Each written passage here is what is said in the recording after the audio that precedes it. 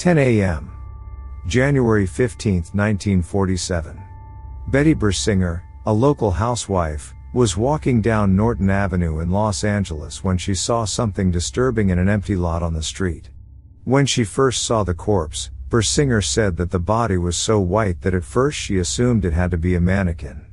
But when she realized that what she was actually looking at was a severed corpse, she ran to contact the authorities. The body Bersinger found was Elizabeth Short, known posthumously as the Black Dahlia. Her body was split in half at the waist, and pieces of her flesh had been cut away from her body. And while she was severely mutilated, there was no blood anywhere, suggesting that the body had been thoroughly cleaned before being positioned at that spot on Norton Avenue. The LAPD identified Elizabeth Short by her fingerprints, and an autopsy was performed on Short's body on January 16, 1947. Marks on her body suggested the woman had been bound and tortured, and her official cause of death was cerebral hemorrhage and shock. The police then sent out a bulletin in the hopes of finding more information about the victim. Eventually, some details about Elizabeth Short were uncovered. She moved to Los Angeles in July 1946. She worked as a waitress as she struggled to get acting roles in Hollywood, and she lived in a rented room behind the Florentine Gardens nightclub on Hollywood Boulevard. As news about Short's murder began to circulate, newspapers started referring to her as the Black Dahlia, mostly due to her striking dyed black hair and the black clothing she wore. The story of the Black Dahlia made headlines for weeks. On January 24, 1947, a suspicious manila envelope addressed to the Los Angeles Examiner and other Los Angeles papers was discovered. The envelope included a letter using cut-out words from newspaper clippings that said, "Here is Dahlia's belongings." Inside the envelope were Short's birth certificate, business cards, photographs, names written on pieces of paper, and an address book. All of the contents of the envelope had been cleaned with gasoline, similar to how Short's body had been cleaned. This led authorities to believe the letter was definitely from Short's killer. Police contacted approximately 75 men from Short's address book, but the majority of the men claimed to have only known Short briefly.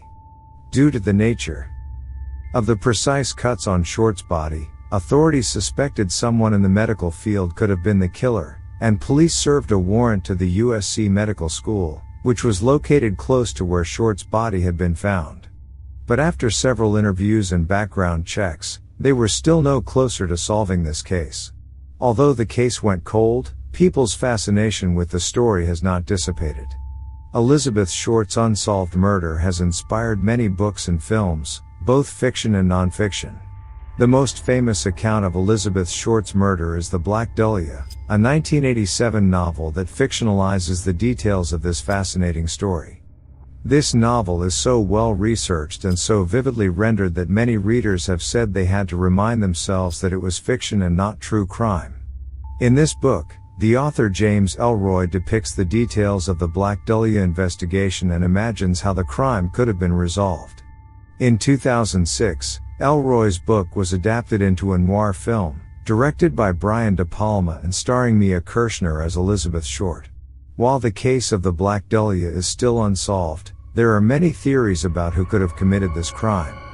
A large number of people have actually come forward to confess to the crime, but most of these confessions have been proven to be false. Some crime authors have made a link to the Black Dahlia murder and the Cleveland Torso murders, which took place between 1934 and 1938. The murder of Jean French in Los Angeles on February 10, 1947 has also been discussed as possibly linked to Short's murder. At the time of the investigation, Leslie Short was considered to be the prime suspect, but he was never brought to trial because of clerical errors. This, along with other details of the case, has led some theorists to believe that the Black Dahlia's murder was never solved because of a police cover-up. After retiring from the LAPD, former police detective Steve Hodel published a true crime book called Black Dahlia Murder, A Genius for Murder. In it, Hodel lays out many details of the investigation and presents his own theory. He believes his own father, Dr. George Hodel, killed the Black Dahlia. While there are numerous theories about what truly happened to Elizabeth Short, the case remains unsolved. And it remains a fascinating true crime story that has inspired many mystery novels and film noir movies in the years since.